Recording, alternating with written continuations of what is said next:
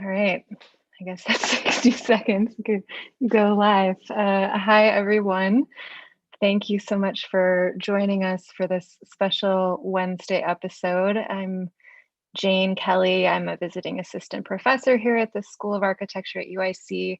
Also work on our events and publications. And it is my great pleasure today to welcome Dan Handel and Anthony Acciavatti from Manifest Journal. We are here today, here virtually, to celebrate the launch of its third issue. And Manifest is a project, a journal about the Americas, which I think, as a wide topic is something certainly of interest to us at the school. And this particular issue's theme is bigger than big. And so I'm excited to have a conversation around grappling with the immense size of the Americas today, specifically through the lens of geological time. And I know that all of our guests today have navigated many different time zones to be here. So I appreciate them doing that. And also just the general weird distensions of time that we've all been experiencing here in the last year or so. And yeah, I mean, I'll just say also that about a year ago, I had invited Dan to come to UIC and actually do a workshop on carpets with one of the studios at the time. I became aware of Dan's work at the CCA, the Canadian Centre for Architecture in Montreal, on forests. And I think both of those things, forests and carpets, definitely speak to Dan's interest in uncovering some of these things that are literally right around us or under our feet that we don't often give the attention that they really can merit, can deserve. So I'm excited to have their perspective, his and Anthony's, here today. And with that, I will turn it over to you, Dan and Anthony. Thank you for being here. Thank you so much for the kind introduction, Jane. It's really great to have the chance to do a remote launch of Manifest number 3 here or there or somewhere at UIC. So we want to thank Director Bob Sommer for hosting this event and you, Jane, for helping us organizing the talk at the school. We also want to thank designer Tal Erez, who's like behind the scenes right now, for creating another striking set for this online event, which I hope you're seeing right now via the YouTube channel of UIC Architecture. So this is one of several events we're holding for Manifest in Lima, Mexico City, Cambridge, New York City, Princeton, Halifax, and many others. And the theme chosen for today, Geological Time, also presents to Anthony and I an exciting avenue to explore ideas that emerged in the process of making Manifest, but are now sort of gaining a life of their own. So I'm really excited that all of you are here with us today. I will first say a few words about Manifest. As Jane mentioned, it's an independent print publication that we work on, dedicated to the art, architecture, and landscape of the Americas. It was founded by myself together with Anthony and Justin Fowler, with the original intention to initiate a critical and, we hope, an imaginative conversation about the Americas. Gradually, we came to realize that what we're doing is not a serial publication, but rather a number of edited thematic volumes, small books, if you want, that allow both literary experimentation and analytical investigations. So in this context, I would say, just to know that our deliberate use of the term Americas in the plural acquires further significance. Of course, the stuff of the continent itself transcends political borders, which expands our horizon from the plains of Patagonia to the Arctic Circle. But the term also connotes the multiplicity that exists within a given territory, an uneasy layering, if you want, of environments, peoples, and ideologies that cannot be summarized in an executive brief. But rather they have to be excavated, reflected upon, and constantly reimagined, which is what we hope to do with this project. And we have been fortunate to receive support for this from the Graham Foundation, several anonymous donors and benefactors, as well as from a readership that extends across the globe, from Thailand to Peru and from Canada to Australia. So while we maintain an active online presence, and you can find more about our project and our issues in our website, we remain fiercely committed, and perhaps we'll talk about this later, to print as a medium of as a main medium of exchange of ideas and experiences. So the current volume, as Jane mentioned, Bigger Than Big, brings together 50 contributors, and perhaps fitting with our subject is our largest issue yet. We have asked these contributors to consider immensity as a driving force in the creation of American narratives of space. Now, launch events are sometimes dedicated to what was already established in a given publication, but in the specific case of today's event, we feel that, as I said before, the theme of Geological Time actually stands for sort of beginning of a new torrent of ideas that emanates from the materials gathered in the issue. We didn't ask for it, but by getting some contributions, such as Kate's or Lydia's, who are with us today, which carefully open up this notion of immense slowness and its benefits in acquiring a different viewpoint, we think that this is a viable and quite provocative conversation to have right now in an era of intensified rapidity. Following up on that, and it's really wonderful to be with all of you today, we'll briefly introduce each of the speakers with the bios they shared with us, briefly describe their published piece, and then ask each of them a series of questions regarding the images they shared with us. Once we have asked our initial questions, we will then be happy to accept questions from the audience.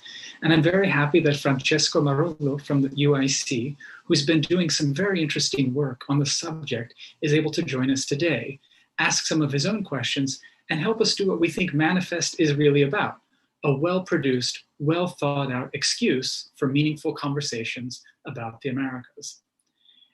First, I'd like to begin by introducing Kathleen John-Alder, who is an associate professor at the Rutgers Department of Landscape Architecture and a registered landscape architect with over 20 years of professional experience.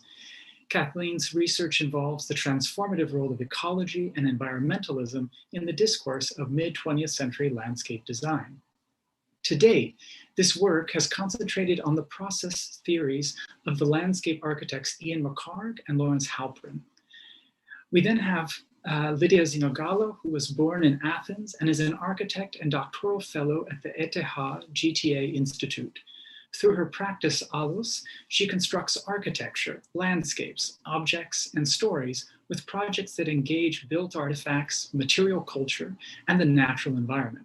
Lydia's work on the relationship between chemistry, material cultures, and the built environment has been showcased at the Museum of Modern Art, Storefront for Art and Architecture, the Van Allen Institute, Society of Architectural Historians, Chemical Heritage Foundation, History of Science Society, and ACSA, among many other venues. And we also have with us today Francesco Marullo, who is an architect and educator. His research focuses on the relations between architecture, labor, and the space of production. He holds a PhD in the history and theory of architecture from the Delft University of Technology, and he is an assistant professor at the UIC School of Architecture in Chicago. He is a founding member of the research collective The City as a Project, the think tank Behemoth Press, and Matteo Manini Architects. So, Kate, perhaps we could begin this conversation with you. Your text for Manifest, Knowing What the Mountain Knows, is really a wonderful musing that traces a certain kinship between nature writers. It retraces the footsteps of Henry David Thoreau, Aldo Leopold, Lauren Isley, and Annie Dillard, as they make small observations about their encounters with the outside world and turn them into propositions about the relationship between human and non-human temporalities. So I want to ask, time, the concept of time is in a way such a meaningful yet elusive concept in your text. And I wanted to ask you about it. What is your take on the relationship between time spent observing and time spent writing? Dan, thank you. That is, time is an elusive concept for all of these authors. And it provokes some really interesting questions that they grapple with. How is it measured? How does it impact what you see? Is it related to the way you live your life, to knowledge? And none of them I would argue, separate these provoking questions from the act of observation. And Thoreau makes this explicit in the essay Walking, where he argues that observation should be done all of the time. But he also qualifies this statement by distinguishing between two types of observation. One type involved reading, and it led to academic and scholarly knowledge. And Thoreau was trained in this approach. He was well-read, educated at Harvard, and knowledgeable in philosophy, science, mathematics, the classics, and religion. But he was dismissive of this way of seeing and knowing and claimed he only did it intermittently. It was only an intermittent pursuit for him. And what he said he was really after and hoped to advance through his actions in writing was a type of observation that involved direct engagement with the world. Its rocks and soils, its plants and animals, and its daily and seasonal cycles. And he felt that this type of knowledge was more fundamental and true to life than any type of law or abstraction people could think of.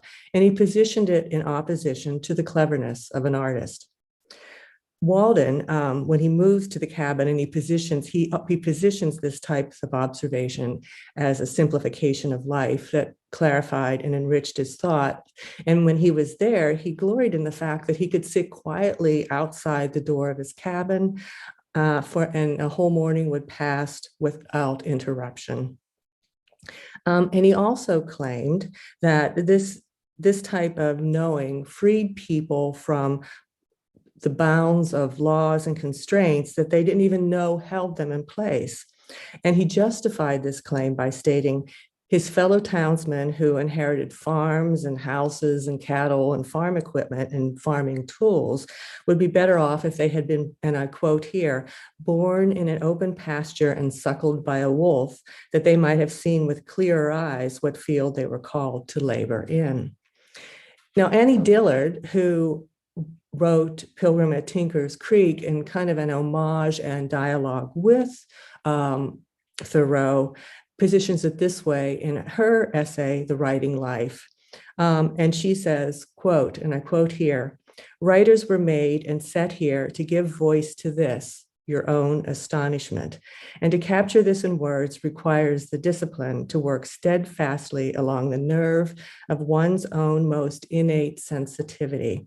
Or she continues, as Thoreau put it, "Pursue and keep up with it, circle around and around your life, know your own bone, gnaw at it, bury it, unearth it, and gnaw at it still."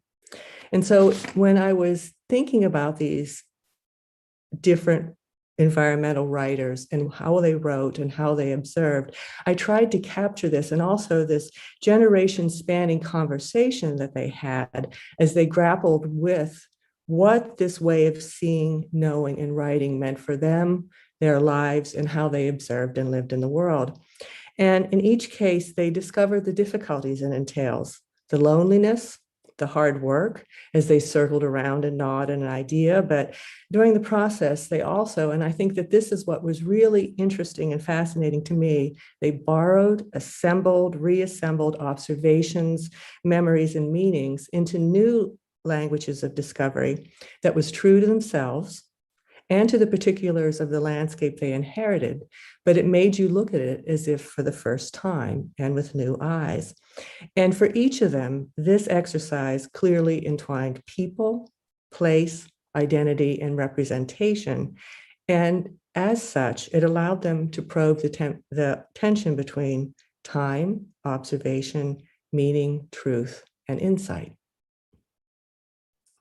Thanks for that answer. I think it also leads me to the next question, which is the different scale of time that is perhaps more close to the sort of central theme of today's, which is geological time. And it seems that sort of immense slowness of certain phenomena that these writers were observing was key in the shaping of some of the most valuable observations, right? So I think here of course, of Leopold's haunting concept of thinking like a mountain, sort of going out of your head or out of any human's head completely to become something else and see the world through its eyes. And of course, Isley's drift along the river, which allows him to reconnect with the eons of that mountains and desert snow, as he calls it. Can you speculate on the role of this idea of extreme slowness in the work of nature writers and American ones specifically? Yes, and again, this is a really interesting question, trying to grapple with it and to think about it. And I'm going to turn to their writing and what they did and how they did it. And one of the things, again, is how they were able to achieve it in a sparseness of language. Thinking Like a Mountain was only 2 pages of all of the Sand County Almanac, and the first page really captures this idea of slowness, but it begins with the first sentence when he describes the cry of a wolf. And it's a haunting passage that every time I read it, it makes me really think about this time and slowness and what it means. And I'm going to quote this sentence for you, and it begins, "A deep, chesty bawl echoes from rim rock to rim rock, rolls down the mountain and fades into the far blackness of the night." Now, what is intriguing here is that this sound is momentary. It's a cry, but it echoes and it reverberates as it moves from rim rock to rim rock, and it passes, as he says, into the blackness of night. So from the light of day to the darkness of night, and then it comes to rest in the rest of the essay in the long span of geologic time. Now, I would argue that this type of writing is not unique to American nature writers. Nature writers from around the world have captured this and captured it beautifully. But what this is, and the language he uses, makes it specific to place. What marks this story as part of the Western landscape of the United States is the scale of the human body in this vast space. The rugged cliff face and the vernacular cowboy term rim rock that he uses to describe it, the dry air that carries a sound like that when you're there, and the lack of vegetation that makes these echoes really strong in reverberation. And so in this landscape, the body is fully exposed and alone. And he knew that, he experienced it. Well, and he described it as being a speck on the crest of a ridge. And there are few places left in the world where you can experience this feeling. And Leopold makes the most of it by asking you to imagine that haunting call and the attendant fear it conjures. And then he ups the ante, it's really fun, by asking you to imagine it at night. And then he takes you deeper into the particulars of the landscape by calling attention to the little sounds of the horse's hoofs against the stone, the indigenous plants that have distinctive smells like sage and juniper. So then there's smell there that evokes this landscape. So it's this combination of scale and sound and language and smell that situates this landscape within the American, the Southwest of the United States. And, we've all experienced this in our own travels. Every landscape has its distinctive vegetation. Every ridgeline, its different contours and colors because of the vegetation, the humidity and the color of light, the smells are unique. And so the writers that I discussed made the most of this, and they used it, as you say, to take a person outside themselves and away from their daily routine. And then, moving quickly to Isley, there's the vastness of the sky in the American Midwest that he saw when he lay down on his back adrift in the Platte River. And I'm going to quote this passage, which didn't make it into the essay, but I think it really captures what you mean about how you can move outside yourself, but also internalize what you feel inside your body. And so when he lay down, he wrote, and I quote, "The sky wheeled over me. For an instant, as I bobbed into the main channel, I had the sensation of sliding down the vast tilted face of the continent. It was then I felt the cold needles of alpine springs at my fingertips and the warmth of the Gulf pushing me southward. Moving with me, leaving its taste in my mouth and spouting under me in dancing springs of sand, was the immense body of the continent itself, flowing like the river was flowing, grain by grain, mountain by mountain, down to the sea," unquote. And again, what an amazing way to describe the life of the earth. And I think that that starts to get to this notion of slowness and the body and its relation to geologic time. Thank you. And I think in that case, which I reread as well, the full text of Eiseley's text is really so close to poetry as well, right? So I think the power of language here really takes you into this experience that is so familiar and so strange at the same time. Perhaps I want to Francesco to ask some questions if he's ready. Sure. Thank you, Kate, for your great essay. I really enjoyed reading it. And yes, just a couple of questions. The first one is, drawing from Thoreau, Leopold, Eiseley, meditations on the magnitude of the earth, and also the important lesson you were just mentioning about learning back how to see things.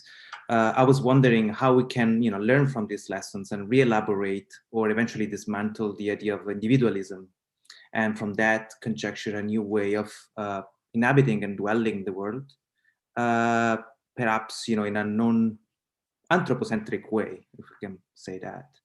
Mm-hmm. Well, I think that this is really, again, another interesting question. And to answer this, I'm going to pivot away from actually what these writers wrote in these essays to something, I'll begin with Leopold, that he wrote in the concluding chapters of the Sand County Almanac. And this discourse, when you think about habitation and home and being in a place and what that means, it's about the carrying capacity of the land and its ability to provide the goods and services we need. So, this one passage in the Sand County Almanac was very poetic, but then he moves to fairly straightforward rules and ideas and concepts of how you would live in the world in a non-anthropocentric way and in a commensurate way. And so he equates living commensurately with the world. And I bring this up because I think it jives with what Lydia was thinking about with the soil and its response to disturbance. So he talks about how certain soils can take a lot of disturbance. And he talks about the soils of Europe and that they were farmed for a long time, but they still maintain a certain amount of fertility and then they can respond back. They're resilient to this disturbance. In Western Virginia and Kentucky, where Annie Dillard wrote Tinker's Creek, is similar. That's the bluegrass region of the United States. Well, even though the cattle were grazing there and the dirt bikes had destroyed the land, it could bounce back from this resilience and maintain some type of integrity. But when Leopold talked about the land and thinking like a mountain, when he was in the dry Southwest of the United States, where very thin soils, little water, not much vegetation, and therefore not much organic matter or fertility. When the wolf is killed in that passage, the mother wolf, a tipping point is reached, and it upends this balance of nature because this predator was killed, the deer and the sheep multiply, they eat every edible bush and seedling, and then they starve and they're dead. And I like this passage, from their own too much. And their bones lie in the sun and they bleach with the bones of the dead sage. And the bare soil of the mountain erodes, loses its natural fertility, and eventually even the mountain dies. And so what the mountain fears there is not the wolf, but the human. And then to explain what he means, Leopold then envisions the land as a circuit or flow of energy. And it begins with the sun. It moves through the soil and the water and into the plants, and then up through the trophic levels of the food chain to the herbivores and the primary, secondary predators. And it maintains this pyramid or structure. And so this energy flow from the sun through plants and the soil and in the air, up through the food chain to the animals, was really important. And if it was disrupted or shortened, then the chain was destroyed and the energy flow is shortened and the land is diminished. And this was really very important to Leopold. Many landscape architects and environmental writers in the mid-20th century read it. And if we kind of go even deeper into this thicket of environmentalism and landscape design, someone that I've written about, Ian McHarg, read Leopold. And he has notebooks and notebook pages underlined of passages from the Sand County Almanac and about these energy circuits. And so when he wrote this planning manifesto, Design with Nature, he depicted this relationship on the front cover of the first edition as an image of the sun on one side and the earth on the other. And so by doing this, he transformed this ecological energy flow, this community dynamic, into a paradigm that operated at the scale of the whole earth. And so he doesn't just make this region or the hut or whatever the habitation, but it's the whole earth. And so, I want to open it up to you all to think a little bit more about this and the fundamental symbol here. Is it the hut in the home or the habitation, or is it the green leaf and its ability to capture the energy of the sun? It's beautiful. Yes, I've been very much attracted by also the way all those authors, but somehow use to convey their personal experience to somehow exceed their individuality and their, the limits of the individuality in order to somehow almost dissolve themselves into, the environment, almost in a sort of oceanic feeling to just to use a Freudian terminology. Maybe a second question is that, since you mentioned the hut and the cabin, more related to Thoreau's, I know it might sound silly, but from the architecture school, I would like to maybe introduce the architecture as as a theme for the second question. So I was wondering about Thoreau conscious and deliberate decision to to separate temporarily from society is actually activated by building himself his own cabin on the Walden Pond, and it's curious that it's also an experience that has been somehow common by or shared, that he shared with other intellectuals. For example, Wittgenstein was constructed his own cabin in the middle of the fjords in Norway, or Le Corbusier spent his last days on a cabin on the sea, or even the controversial figure we've been talking about, Ted Kaczynski, the mathematician that secluded himself in Montana before before elaborating his terroristic attack. So somehow people that decide deliberately chosen to seclude themselves from society, but in order to elaborate a strong critique on society as such. But what I like to focus on my question is how architecture itself can help and support the construction of a critical, spiritual, or intellectual distance and critical distance from society, and there again, like my previous question, also conjecture or envision a different form of living, a form of living that is mostly collective and not based on, let's say, individual possessions or commodities or, let's say, subjectivity.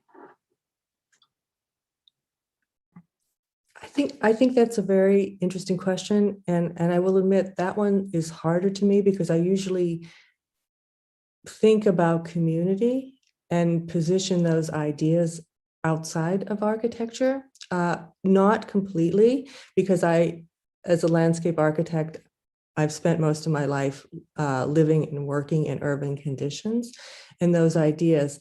But I think that there's some more parceling that we need to do here. So yes, this notion of simplifying your surroundings and living with deeper engagement with the natural world resonates. It resonates across countries, it resonates across time, and it particularly in the modern age, it's very important. Thoreau, again, felt that was one thing that allowed him to step outside of himself and be a part and parcel of nature. He was just as easily, though, entranced by moving all of his furniture outside, putting a tarp up and living under that tarp. And so he starts to really even dissolve that boundary even further, or even does it have to be of constructed or man-made materials?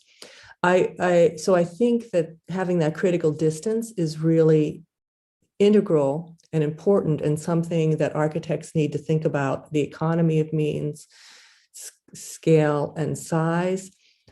I step back a little bit because I do have some trouble equating Thoreau to Le Corbusier or his hut. For one thing, because I think it would have been too artistic or too much of culture for him, for what he wanted to do with the hut. And I state this because I'm thinking about some other, terms and words he read when he would walk through town on his way to his hut, and he would pass homes. He equated the smells to slaughterhouses. And so it's, again, I think it's this idea of architecture maybe as an entrapment. And I'm going to punt and not go as far as Ted Kaczynski. I know there's a streak of libertarian democracy there, but I personally don't know if I can. I put Thoreau on a airport runway, but I'm not sure I could put him in a Unabomber hut. So, but I think it's fascinating to think about that, because if you take it to its logical extreme, that's where you go. Yes, concerning Thoreau, I was simply asking this question because the part of the architecture is not conceived as an antagonist, to the environment. It is actually part of the humankind, of the human species. Like other animals construct their own, inhabitations.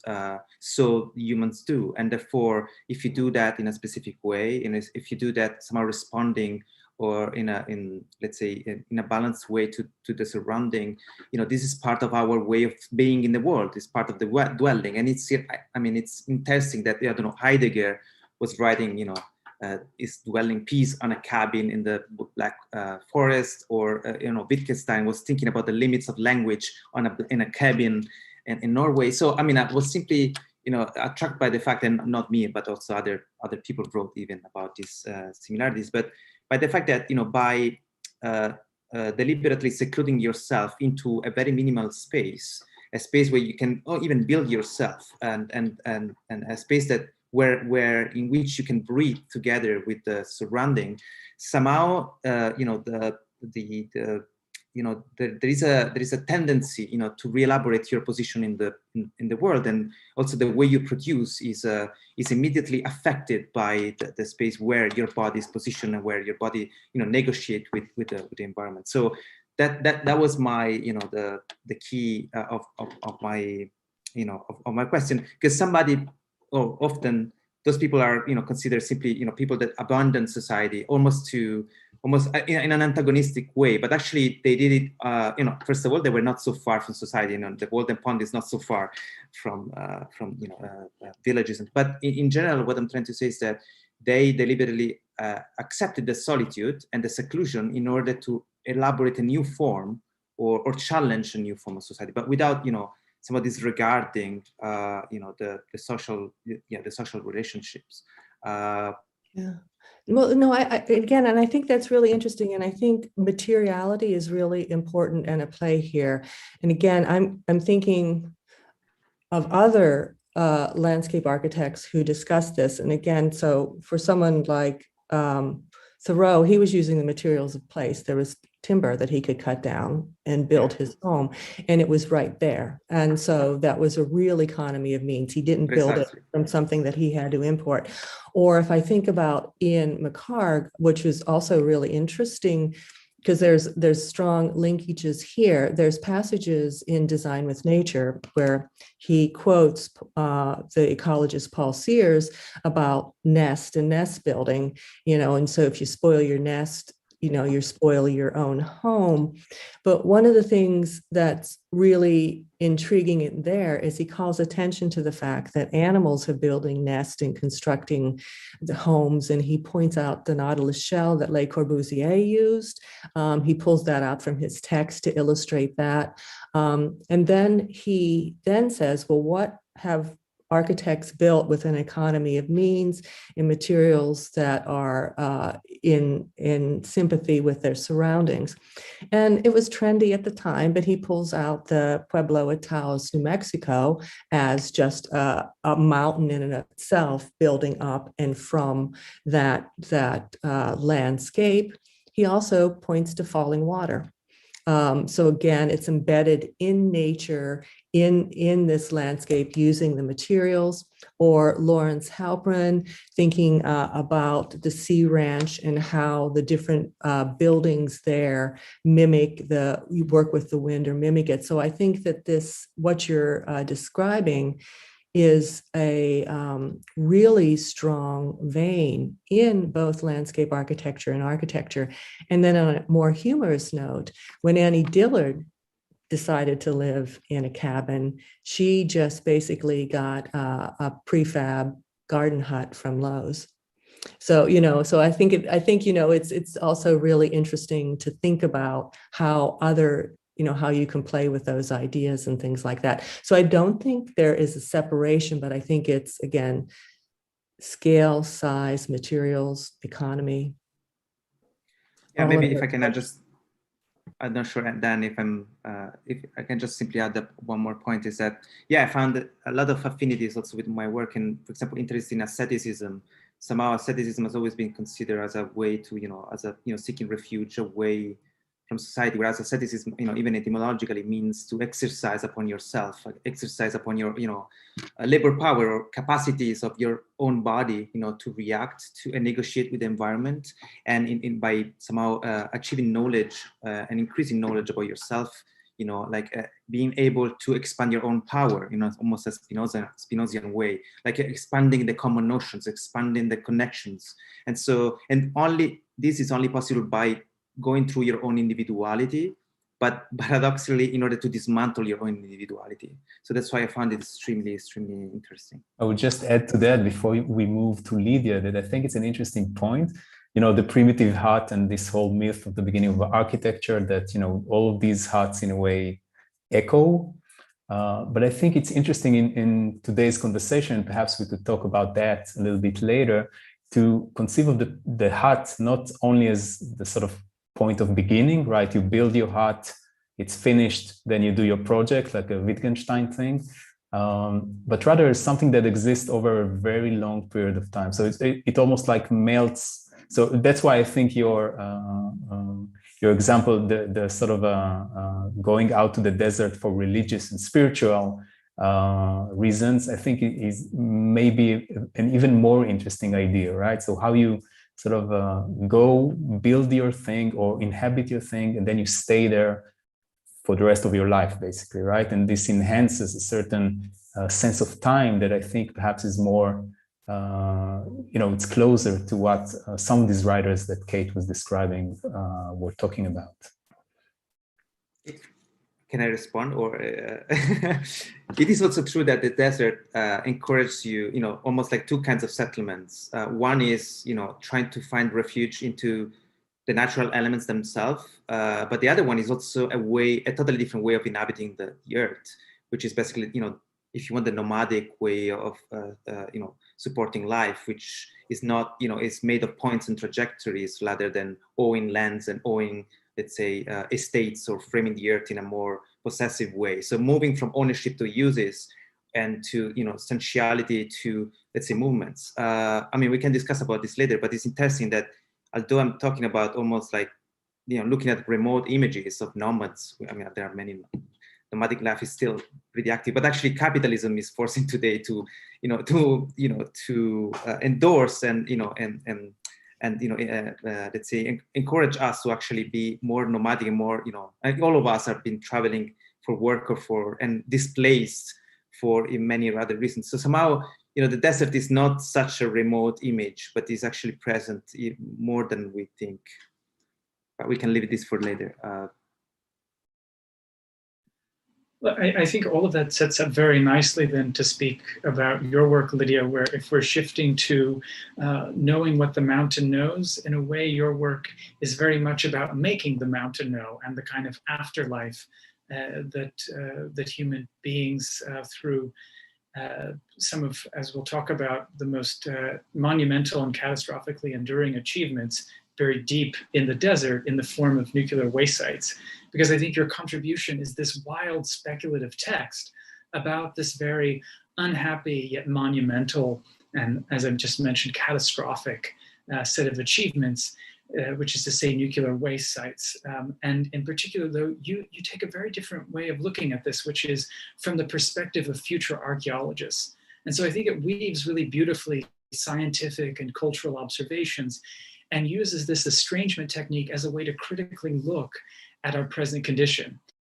So thinking about your work in that way, and these future archaeologists, could you say a few words about the role of time in shaping of ideas of both archaeology and that genre often referred to as scientific discovery?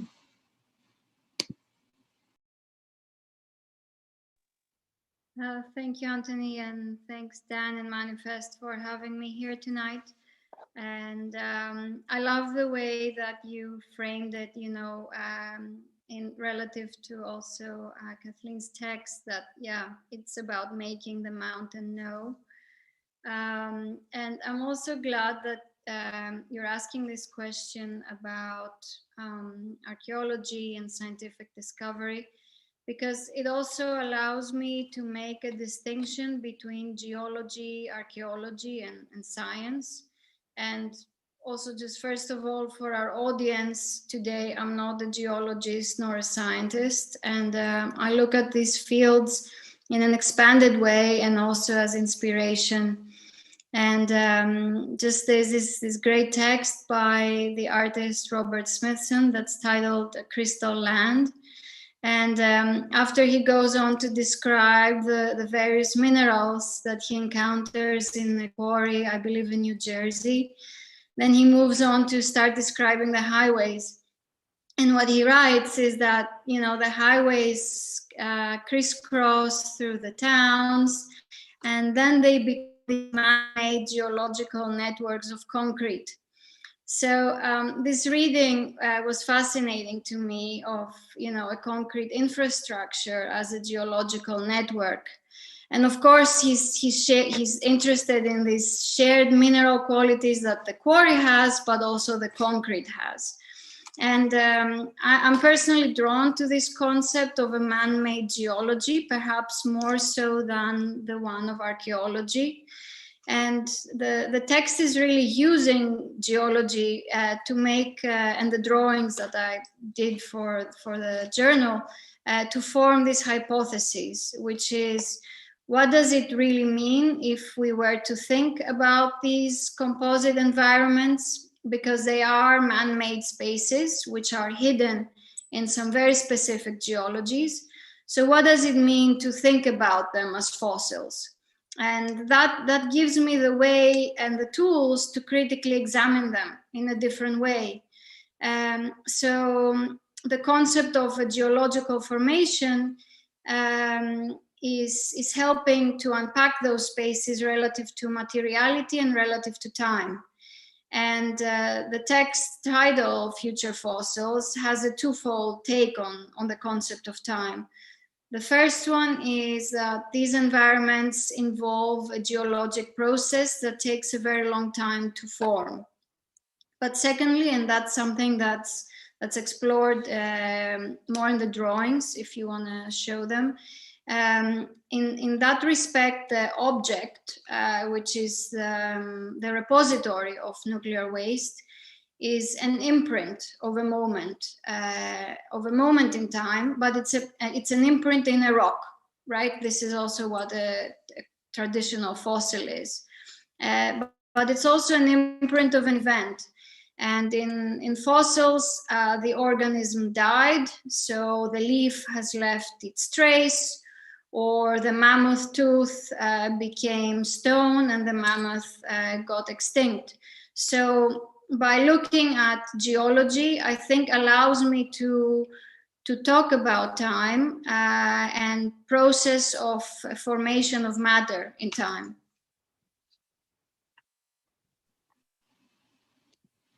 Your answer also reminds me, Lydia, of how we met at a school of architecture that actually was the outgrowth of a department of art history and archaeology. And I very much appreciate this kind of human-made geology and geological, potentially kind of ruin. And in building upon that and thinking about your piece, I was reminded when reading your description of the WIPP in New Mexico, where a mammoth salt mass becomes the perfect site for waste storage. I couldn't help but think of, say, the descriptions of the pyramids by British and French travelers, or even Van Danken's kind of Chariots of the Gods. And so I was wondering, do you see this iconic, uncanny kind of quality of such project as something that is inherent to the creation of their future deciphering? And of course, that future deciphering suggests also a subject there, meaning who might do the future deciphering of these sites, the afterlife of these sites? I think this is a great question, and also how you set up the parallel to the pyramid, because the pyramid is this object of immense scale, right? That's devoted to burial.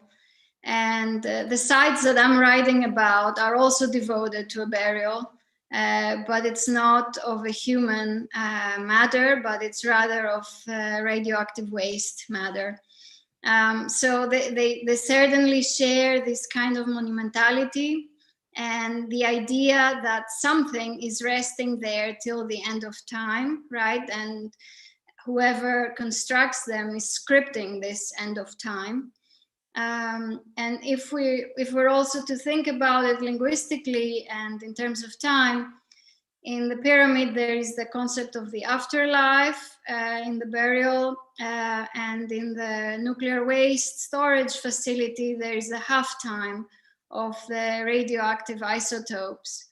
And I find these kind of word games always very interesting, because we're talking about half-lives and they are thousands and thousands of years. So, you know, what does it mean really, a half-life? But another reason why I like this parallel is that salt, which is one of the sites that I write about, is a salt dome. Salt in ancient culture has been used as a way to preserve food. So it was also the medium to support life, right? And here salt becomes again a medium for preservation, but it's really to protect life above from what it's being preserved. So to go back to geology and to time, there is this principle that Nicola Steno created in his stratigraphy theory back when they were thinking how Earth is really composed. And it was that uniform layers can tell a specific story about the Earth. But then he also explained that there is this principle of angular discontinuity. And what this principle says is that if stratigraphy layers, the layers of Earth, are not uniform, it means something is out of place and that some event happened. So there is an anomaly. And so in my writing, these radioactive isotopes that are found in this very crystalline salt or this lava stone, they are really an anomaly in geologic terms, because they're completely out of place. They don't belong there as matter. And so they are this discontinuity. And I like how you set it up as this idea of estrangement, you know, because one can only imagine discovering the pyramids in the desert, this object, right? And this idea of discovering these vast spaces inside salt or inside lava. So yeah, there's very much of that there. And just to follow up very briefly on that really wonderful explanation you gave, Lydia, I also can't help but think of when we're talking about pyramids, chariots of the gods, right, of like trying to develop almost origin stories of, say, you know, Hal Foster's prosthetic gods, of the ways in which certain individuals or communities need to, you know, construct or develop origin stories. So I'm curious, how do you imagine someone, you know, in the half-life? Is this kind of like a Ridley Scott Prometheus, where they arrive and then all of a sudden, right, like something looks kind of cute and attacks, right, the astronauts? Or I'm curious if you could hallucinate just a little bit more on what you imagine that encounter might be like. I should have inhaled more like fumes from a site that I was a couple of weeks ago to answer this. But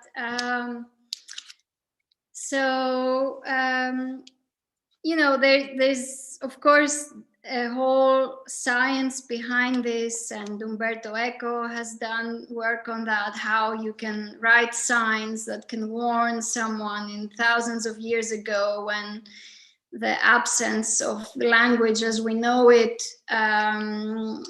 you know, is not there. So how can you warn future generations? So there's a whole like linguistic study that I'm not even going to go there. But all I can say in a quasi hallucinatory way is I'm interested in this concept like of assemblies of matter. And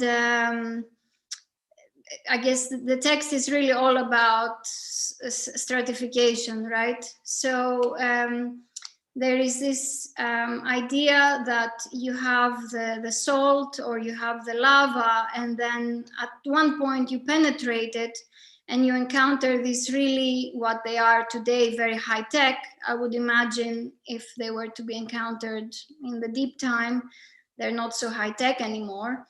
But right now they are basically as close to, you know, a very sealed envelope that we can produce.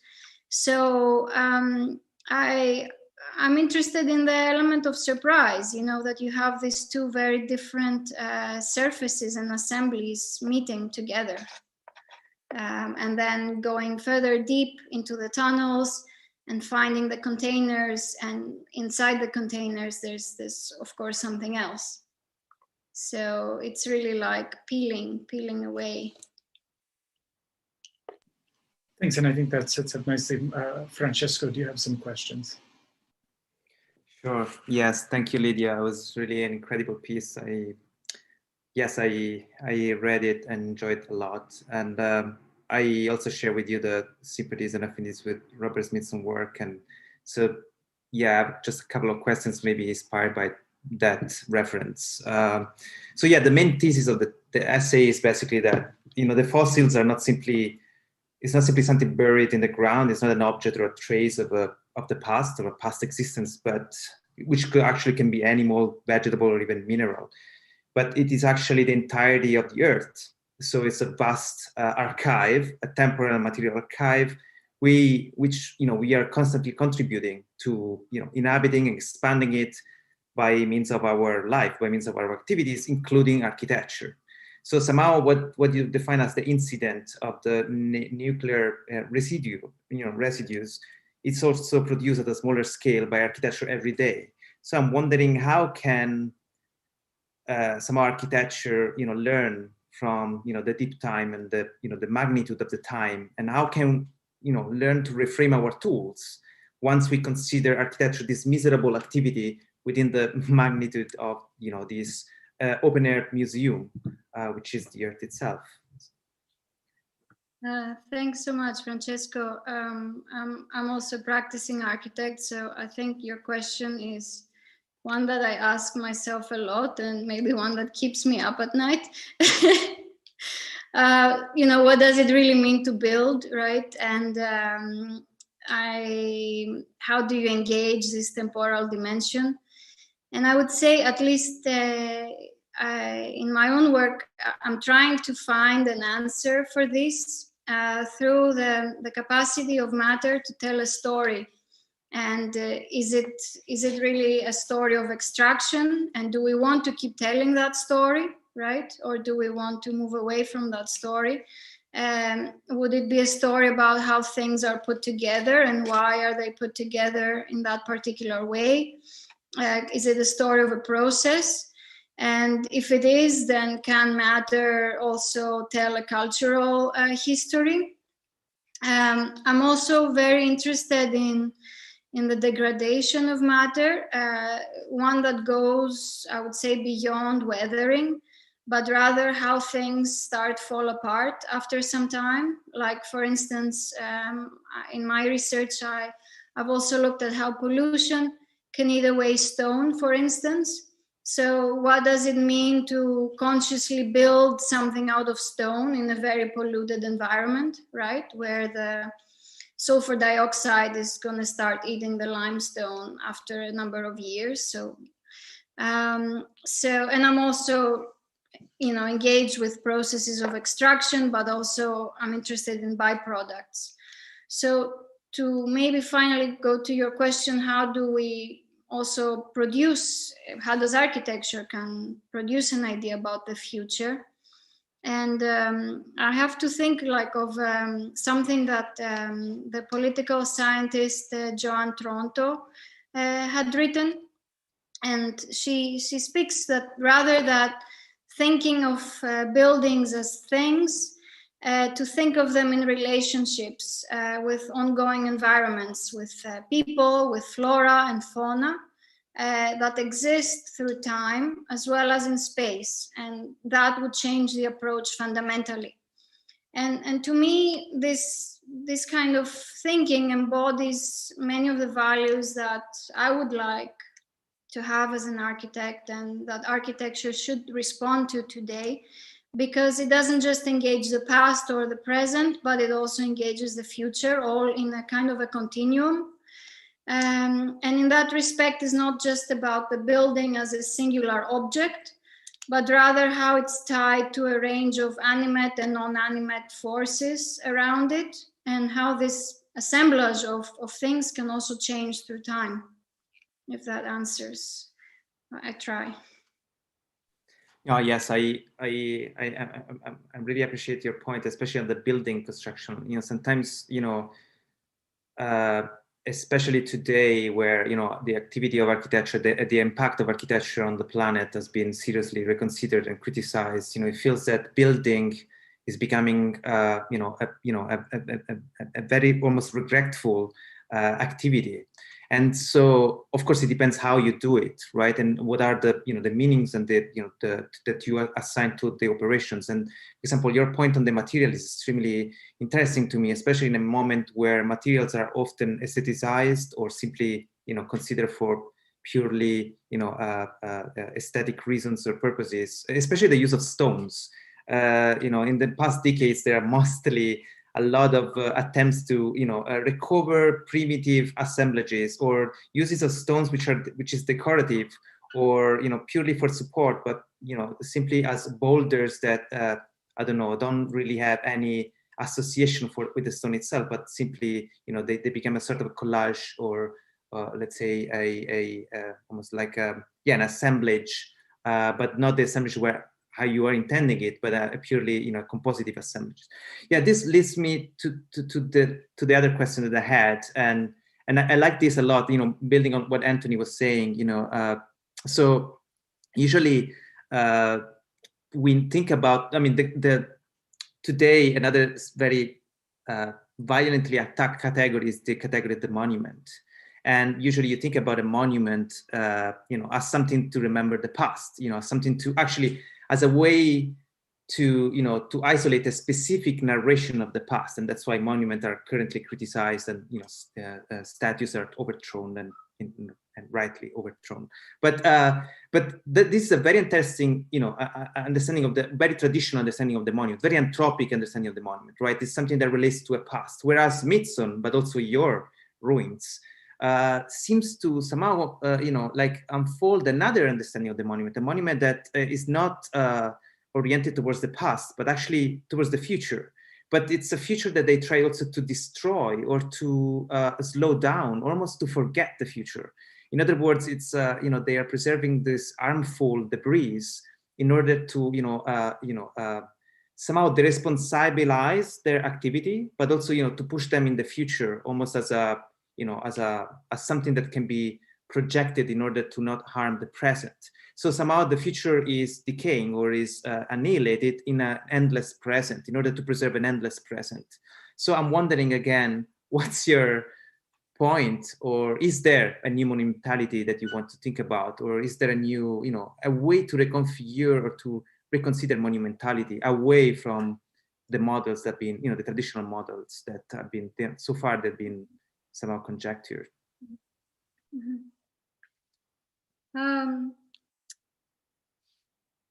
What I was also thinking is that, back before, mankind managed to get to the moon, going to the moon was considered to be, let's say, the most further point of technology that we could think about, right?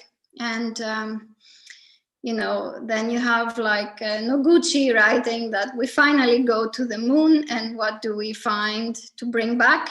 We bring rocks, right? This is the specimen that we bring. And then with these sites, we've managed to, split the atom and create all these processes and energy. But there is this shameful thing that we still haven't managed to dispose of or do something with it. So what do? We find the most peculiar rocks again, rocks that have certain properties, thermal insulating properties in the middle of deserts, and that's where we put it. So to me, kind of like the thread between all these things is the geology. It is the stone in the end, because it's the thing that will remain, and it's for this precise reason that we both collect it to learn from it when we go to the moon, because it can tell us what happened back to thousands and millions years ago. But it's also what will stay there in the future. And there's something, to me, that's the most, let's say, monumental thing about it all. That has both to do with time, but also with endurance. Perhaps I could ask something that's related to that. And it's also, I think in a way connects the two texts that we're discussing today, which is the fossil. So of course, in your text, Lydia, the fossil is very present. But I'm kind of, when hearing Francesco's questions and your answers, I'm kind of thinking of the fossil not only as the physical, scientific artifact, but as something, in a way, it's a sort of material compressed by time, right? So I'm kind of thinking of Emerson saying, talking about this sort of concept of language as fossil poetry, right? That certain poetic origins are sort of degrading, almost in the same way that you described when you were talking about the degradation of materials. So certain origins, tropes are degrading, and then they become like ordinary language, right? So I was kind of wondering, this is for the two of you, I guess. Could you speak of this idea of the fossil as something, as a connector of material and language?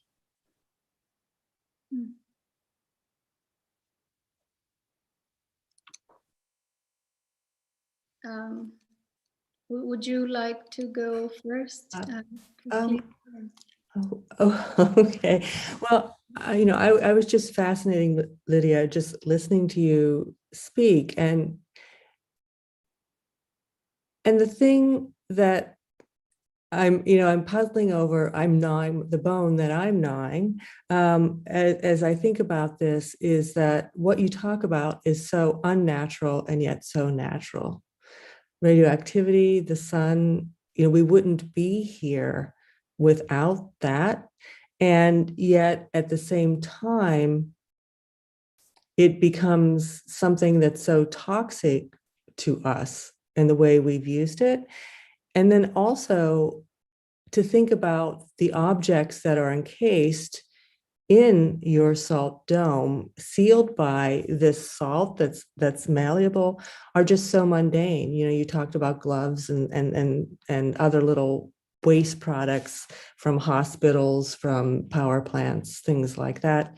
And so what is really interesting is this fossil as the archaeologic trace, but also thinking about the landscape and the rocks it contains as having their own inherent radioactivity and their own trace. You know, so if you get a certain kind of granite countertop, you can, you know, this happens to you. Or, you know, I'm trying to think about this as a fossil in a way, or a fossil of society, because there was one experience that I had in my life that was truly amazing. So I had a very good friend who was the head of was on the United States Nuclear Regulatory Commission. And she was called to the port of Newark. And this was shortly a year or two after, 10 years after Chernobyl. And there was a container that came into the port of Newark, and it was highly radioactive. And so they didn't know if it was a bomb, weapons, what it was going. So they opened the container, and it was IKEA birchwood furniture. And the trees had taken up the radioactivity, and they had then come to the United States and been distributed in everyone's home. So of course, we all got our Geiger counter and checked our IKEA furniture to see if, something that we thought of as these really simple, mundane objects were radioactive and toxic. And so I think what I find fascinating about this is you're talking about how it's encased, but it's also our background noise. It's what we live in and what we inhabit. And so the distinction between it as the fossil and the world we live in itself as being radioactive as well, I find really fascinating, and I'm trying to parse that out, particularly when you're talking about it as the scale of the Earth, or the Earth itself being that archive, because there are bodies or places in the Earth that are inherently like what you're talking about. And so is it we're mimicking and creating a fossil of what is there, or is this fossil different? I don't know if I'm making sense, but I'm just finding this separation or non-separation, or this interior or exterior, or what's in us. Also, children who grew up in the United States, in particular, in the 1950s, when the tests were going, have higher levels of strontium and other radioactive materials within their bones. And so their fossils themselves are more radioactive. And so I'm finding your discussion of monumentality and nature and slow time really, really fascinating, because it's just so nebulous and ambiguous, as well as distinct and placed. Thank you. It's really fascinating to hear your take on this reading that I had, and I'm going to try to express a couple of thoughts that I also had reading your text and your responses that may tie to this. And one has to do with this idea of the sublime. And it's a quick side story. A year ago, I moved to Switzerland, which, at least I had never been before. Moving there, we all think about it as this sublime landscapes, right? And the first thing that I was given when I registered was a prescription for pills in case there's a nuclear accident. So to me, this was one of the strangest experiences I've had, because you arrive in this country where you think it's one of the safest. You don't think about radioactivity or nuclear production at all, but that's one of the first things you're asked to get from the pharmacy. So this is trying to tie it into, you know, kind of this idea of normalizing this in our everyday life, you know, from the IKEA furniture to, you know, what our bodies carry and bodies of past generations or future generations carry. And this idea of the sublime comes back because listening to your answers, you know, and Dan, you mentioned Emerson, you know, where nature for Emerson really has this sublime religious experience. And then Thoreau comes in and he changes that attitude to nature very much so, right? That it's not so much out there, but you're in it, right?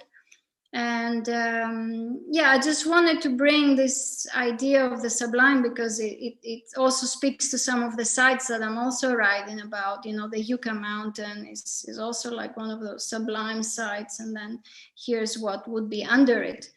So yeah, it's this idea of this monumental, this extreme beauty, but it's also frightening to you.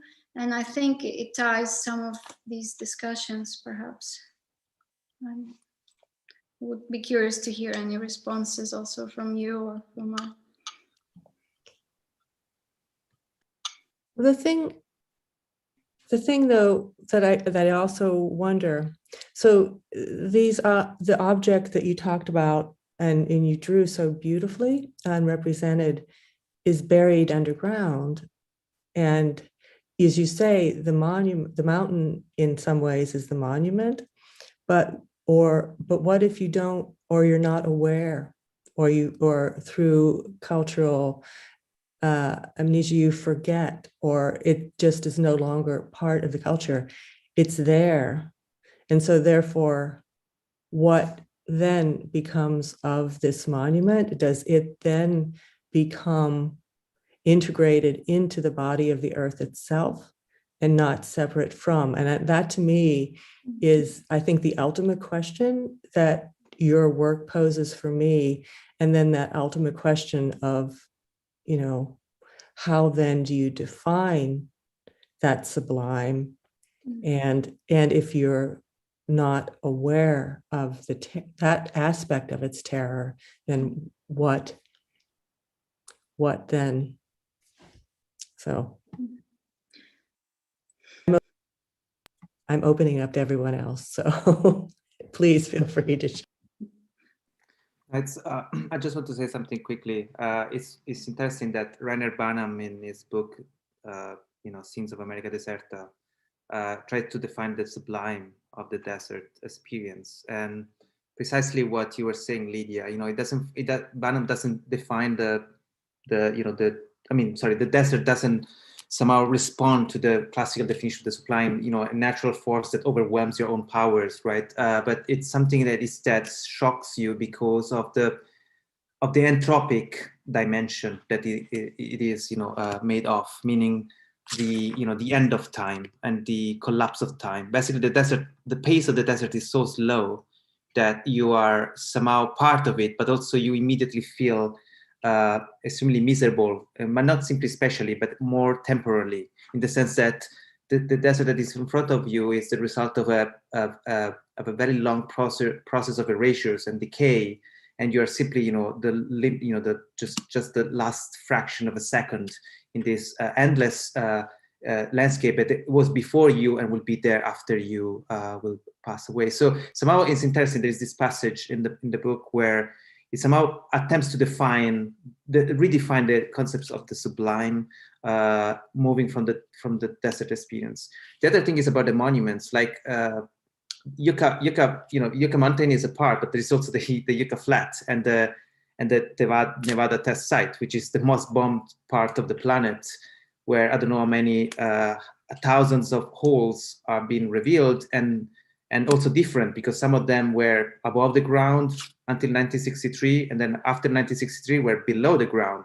And so they began excavating like moles in order to somehow blow up or attempt to blow up or experiencing or testing ways to blowing up the planet. And that landscape, I'm wondering, how can we define that landscape? Is that again a new kind of monument, or if a monument is something from the Latin root, moneo means to remember, right? To remind and also to warn.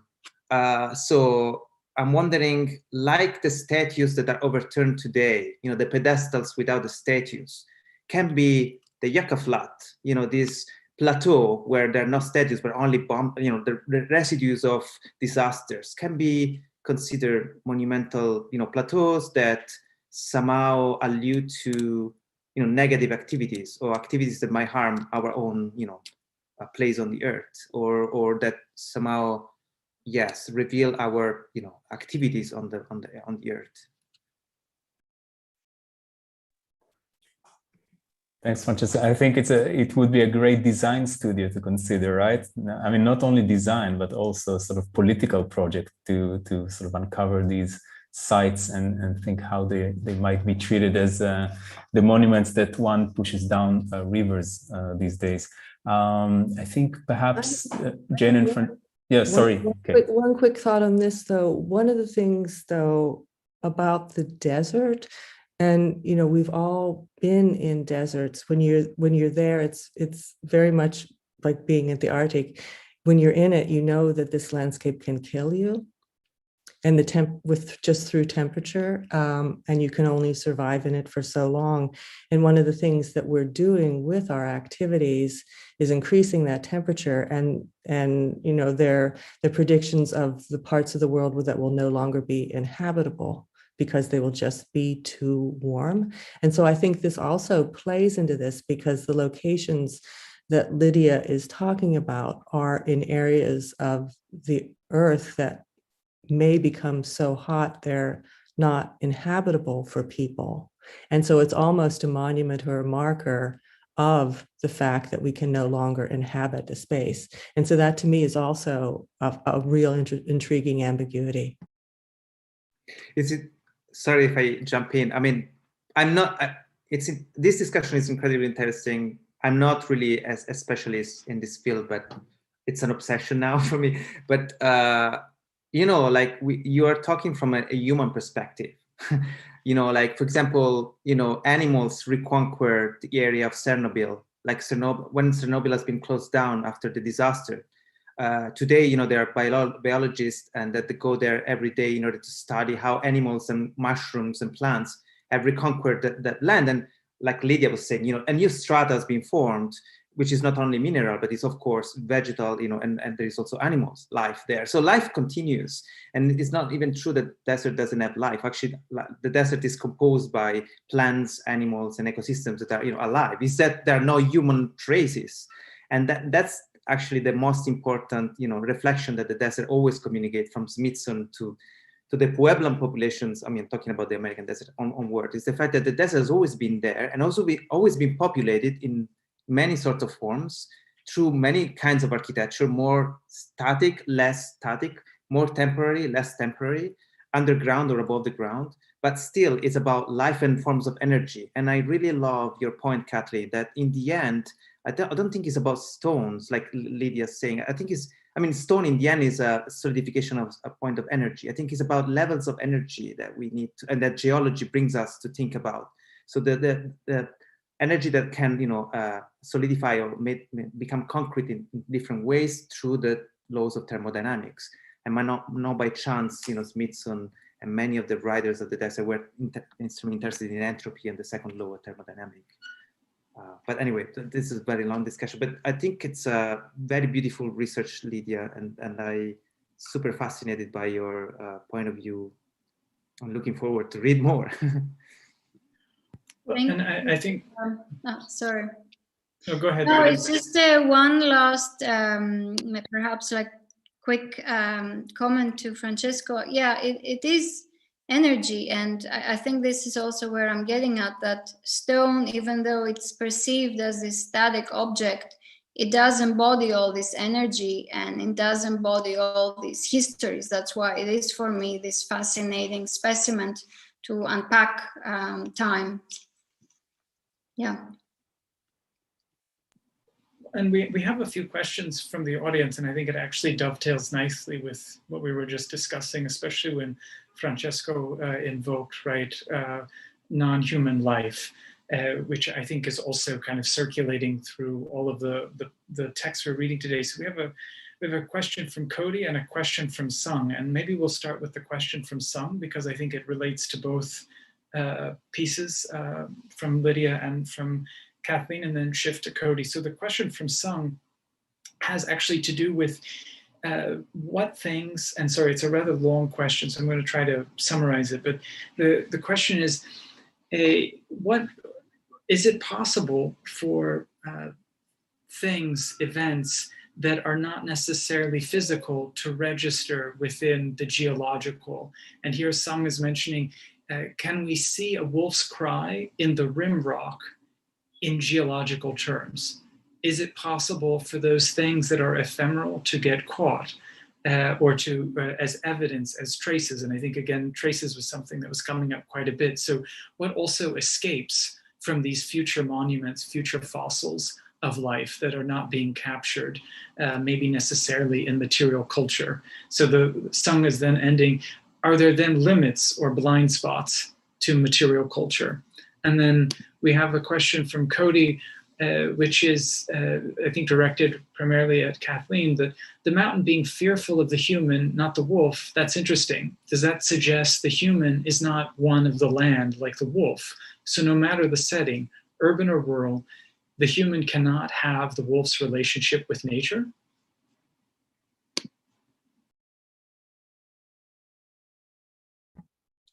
I don't, well, those are both fascinating questions. The physical trace on the rim rock. So the physical trace on the rim rock, I think, is really fascinating to think about. And it gives me real pause. And so, because it's such a wonderful question, the wolf's presence implies a specific type of environmental community and order that is dictated by the environment itself. In the story, Leopold and his hunting companion were not part of that natural order when they shot the wolf. And so the trace that remains is not when the wolf is when the wolf dies and the landscape is destroyed. And so for Leopold, and that led to a whole series of thoughts for him. But the idea of the mountain fearing the wolf, that was just a small throwaway line that Leopold put at the end. But again, it was like this question mark that made you stop and think, and that we take ourselves, I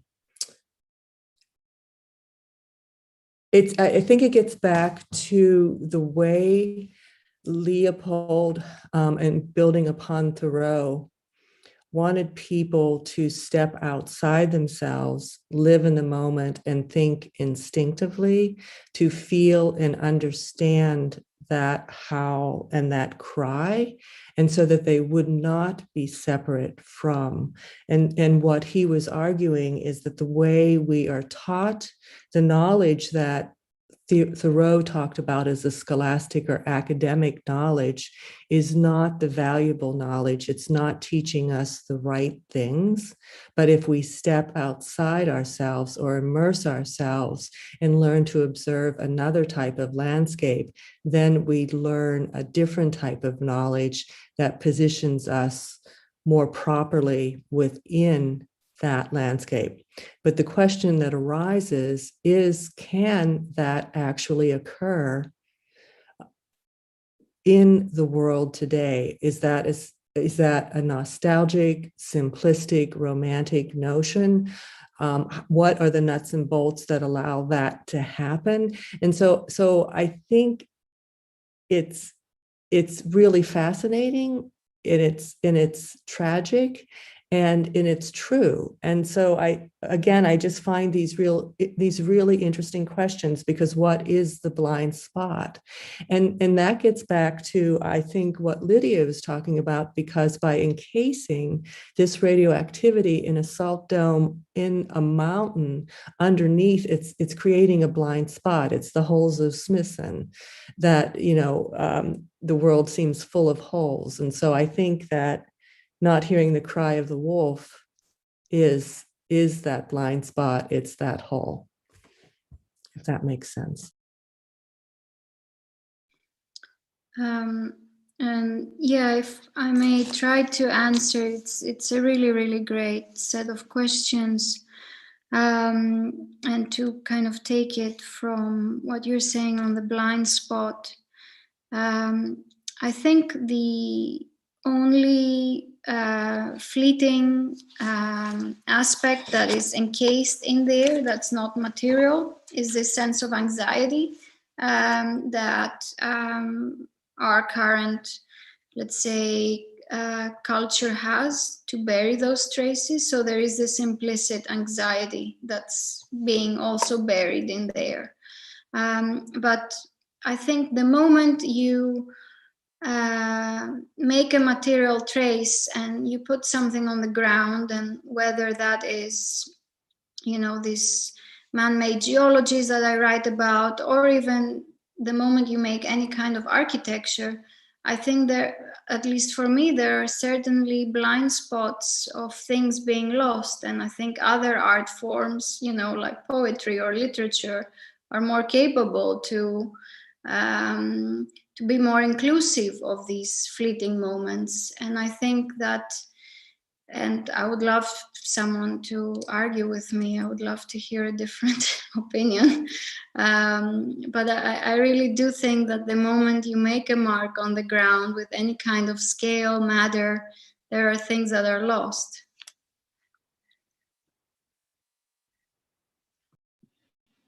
I think that's a really, without going into too much arguing, which is to say no arguing at all, but I think that that's a really nice way to conclude what we feel. I think certainly myself and Dan has been a really wonderful conversation between Kathleen, Lydia, and Francesco. And we really thank Jane Kelly, Bob Sommel for offering to host this event, live virtually.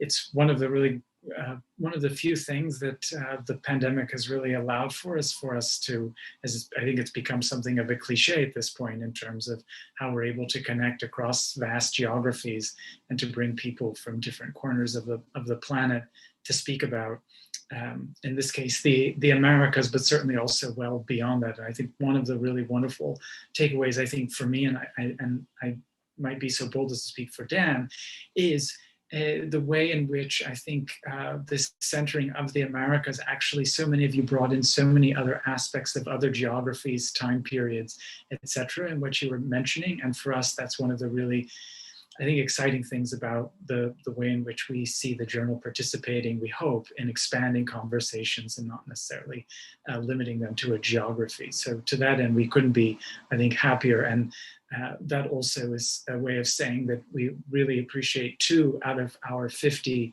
contributors joining us today. And certainly we highly recommend, there's 48 other really fantastic, along with these wonderful 2 authors within the journal. And again, thank you so much, Francesco, for being really an incredible interlocutor. I hope we can do more of these. And thank you, Jane and Bob, again. And thank you to all of you that tuned in.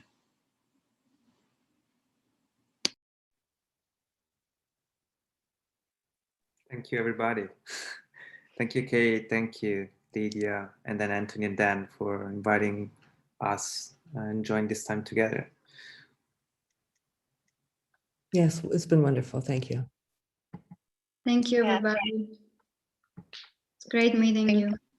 Nice to meet you all too. Thank you so much. I have to say that a priori, any conversation where we can have Annie Dillard and Robert Smithson together makes me happy. If I was still in front of my bookshelf, I could pull out all the Annie Dillard I have there. Now I'll have to revisit. Although it made me realize I had lent someone Pilgrim at Tinker Creek, which was a huge mistake. Should never, ever lend a book you love. But yeah, no, thank you everybody so much. I'm gonna, stop it here, but thank you again. Are we no longer live, Jane? Yeah, we just